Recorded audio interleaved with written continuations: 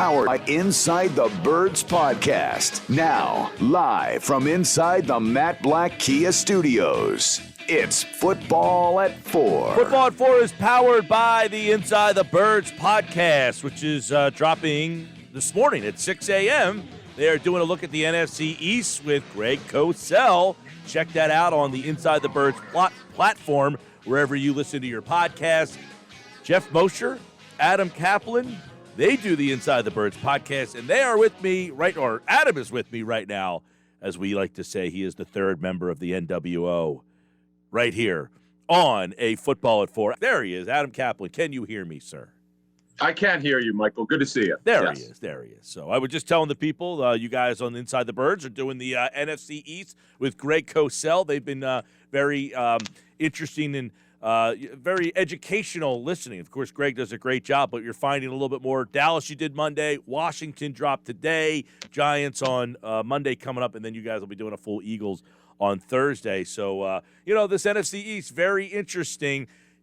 But I guess one question is, when you look at the Eagles roster against the rest of this division, would you say this is the worst 53-man roster of the 4 teams? Right, they're 90 now, but yeah, potentially 53, yes. In fact, that's a big, it's funny you bring this up. This is a big reason why we're doing it.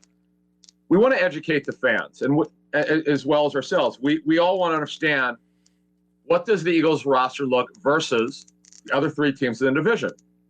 We feel, when we look at the rest of the league, and we can certainly get into this, that they have a roster that doesn't compare favorably to other teams. But within that, who are they? What can they be? Could this team shock us and have a winning record at 9-8, something like that? Remember, we go to the 17-game season this year for the first time ever. We just want to kind of figure out the reason why we're doing this series. And we, as you said, we dropped 2 teams, and the last 2 will be next week, including the Eagles, which I'm sure will be a long show. But we just want to get a general feel of what this team could be. And yeah, when you stack it against the Eagles roster against the other 3 teams, what they look like now is a 90-man roster. And once they get down to the 53-man roster on August 31st, yeah, they're clearly the 4th team. I don't think there's any question about it, because it's the question marks on both sides of the football. And you and I have talked about this. I know you and Jeff Mosher have talked about this on your segments on Football at 4 here. When is the last time we had so many questions with a football team? Probably 2016 under Doug Peterson, ironically, his first year. Yeah, it's funny because I'm thinking back to that first year when Chip left and then it went over to Doug. You were answering a lot of questions. You had similar questions after they went 7-9 into the next year, and that turned out to be pretty good. And a lot of that was based on the fact that their offensive line was very strong that year. They made some interesting, sound free agent moves. And I guess when you look at this roster in this division, what's the ceiling for you, Adam? 9-8. I think this is what has to happen. Let's say Hurts. We just don't know enough about him. The Eagles don't as well. He started 4 games. From what I understand, he's had a pretty good offseason. But I always break them into segments. The offseason is AA baseball. Preseason and training camp is AAA baseball. The major leagues is the regular season. That's when you know if you get the fastball, so to speak, with Jalen Hurts. Can he handle all that's going to come to him now in his first full season as a starting quarterback? So, we don't know that yet. When you look at sort of the rest of the situation with the Eagles, the upside is the receiver group. They're very talented. I mean, you've got 2 first-round picks, Jalen Reagor and Devontae Smith, and Travis Fulgham, who's very gifted. I know that he faded after that incredible 4-game production, which led the National Football League in terms of receiving yards. Greg Ward is a decent slot receiver, very dependable. That's pretty much it for the wide receiver position. You've got Ertz is still on the team for now. Goddard looks like he's got a chance to be a really good player. Sanders is really good. There's talent here. They're what I love about the running back group, it's the deepest they've had in years, since really 2017. So the upside, there's a lot of upside with this offense, but there's a lot of mystery because they're playing together for the first time. You and I have talked about this offensive line. I don't know how many times now. The offensive line as a group, 4 of them make up a top 5 group. The other one, the left tackle, we just don't know because neither of them started for a full season.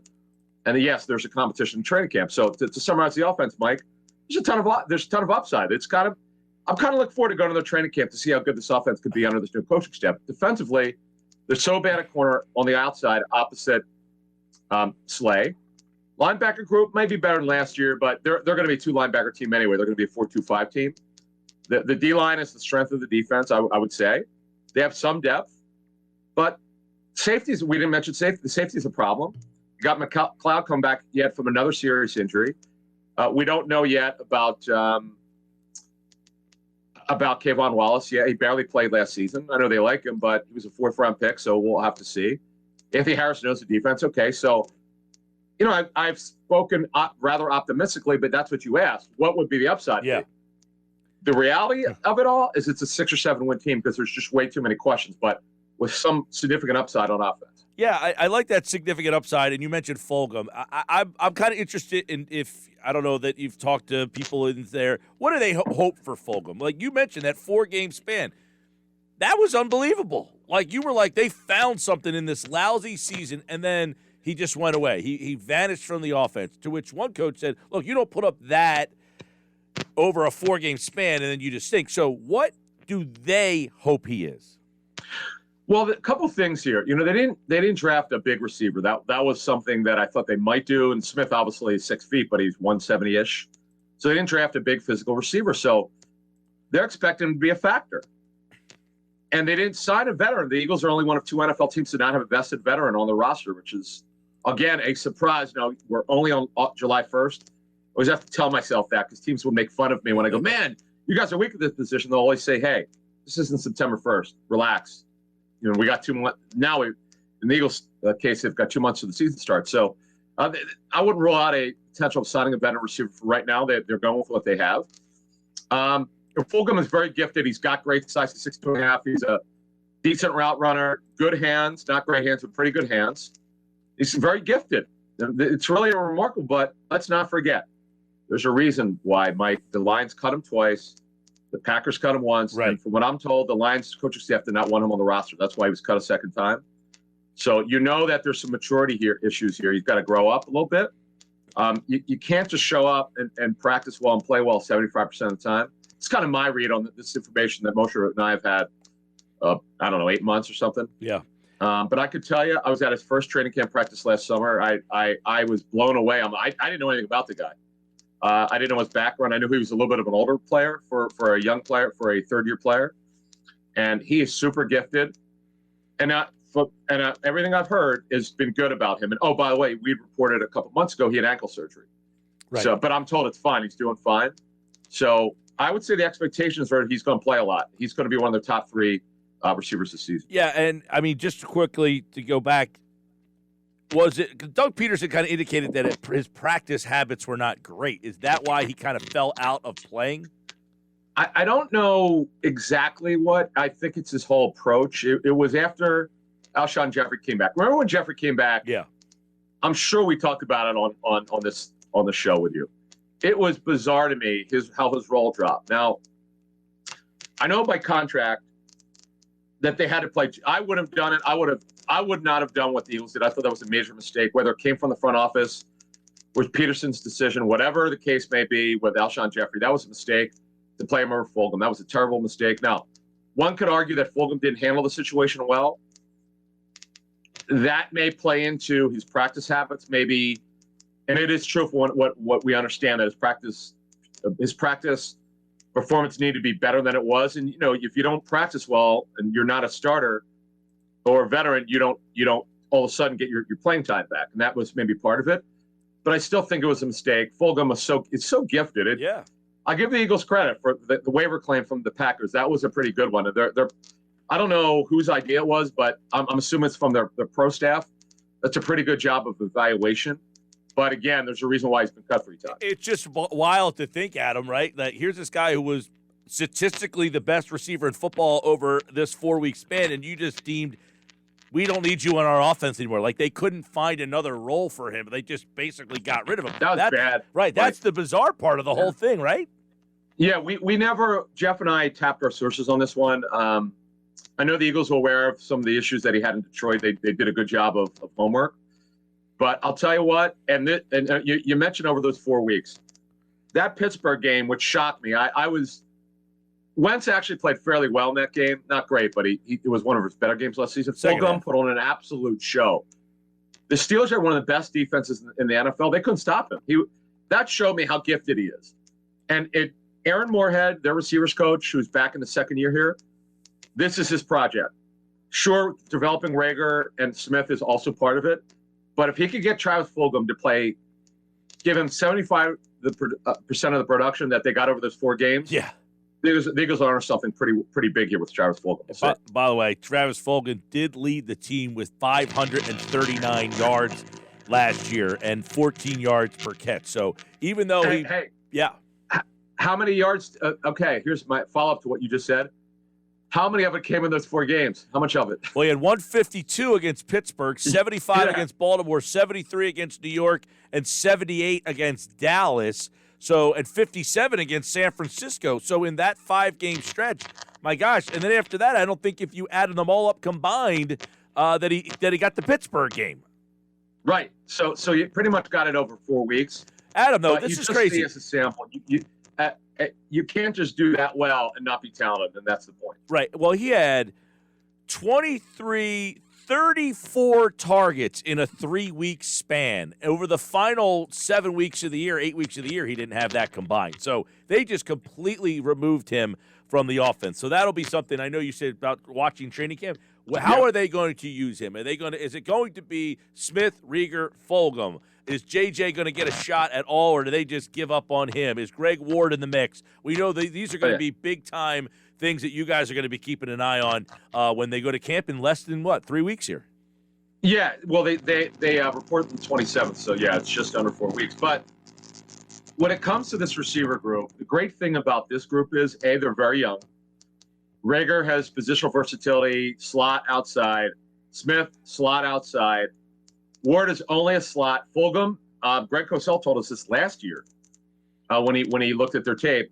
He said that the Eagles' former staff did a good job of moving him. They actually moved him. He played some slot. He played clearly outside because he's big and he can run. So that's a good thing with this group. Then we didn't mention Hightower and Watkins. I suspect one of them will not make the team. I don't see them keeping more than 5 receivers. And you mentioned J.J. Arcega-Whiteside. He has to earn a spot on the roster. Nothing's going to be given to him. The Eagles kind of know what he's been. No, they're not moving to tight end. I know that fans keep asking me that. There's been no plans to do that. Look at how many former receivers or guys they've had at tight end moving from another position to tight end. Keem Butler, former receiver playing tight end. Tyree Jackson, former quarterback playing tight end. You got 2 guys at a minimum right now. I don't see them doing 3. Right, and they don't want to bring Jordan Matthews in to play tight end? Yeah, how about that story? That was funny.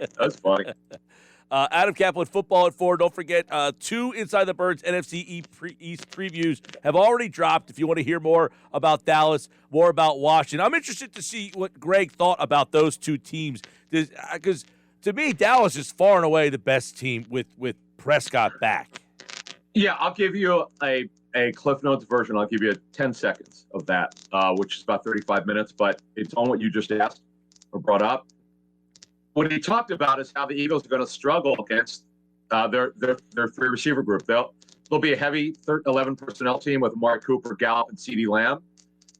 If we know the Eagles are going to add a cornerback at some point, whether it's in a week from now, whether it's 6 weeks from now, or by the start of the season, they're going to add at least 1 corner. They really need 2 more outside corners, but they'll add at least 1. They cannot line up today. If they had to play a game, and I know they don't, but if they did, they would get absolutely slaughtered by this Dallas offense this past game. And by the way, Tyron Smith and Lyle Collins are back at tackle. Their offense is going to be top 3 of the Cowboys. Look out, Eagles. Anytime they play the Cowboys, it'll probably be a high-scoring game because I just have a hard time believing the Eagles are going to get some veteran by the start of the season that's going to be a quality starter. We'll see. Whether it's Stephen else or someone else, it's not going to be. There are not a lot of guys on the street that could do that. Adam, the Eagles took the Wentz banner down today. Yeah. It's down. So who is there a guy who's the face that goes up in his place? This is what I would do, okay? This is what I would do because they have 2 players who have had the longest tenure of this roster. Jason Kelsey, 2011, who's an absolute superstar. What a great job he did in Seattle City yesterday for Eagles Autism Drive. Great job by Jason. And Brandon Graham, one of the all-time great Eagles. Both are great guys, as you know. These guys, anything they do with posters or banners, these two guys need to be on it. One representing offense, one representing defense.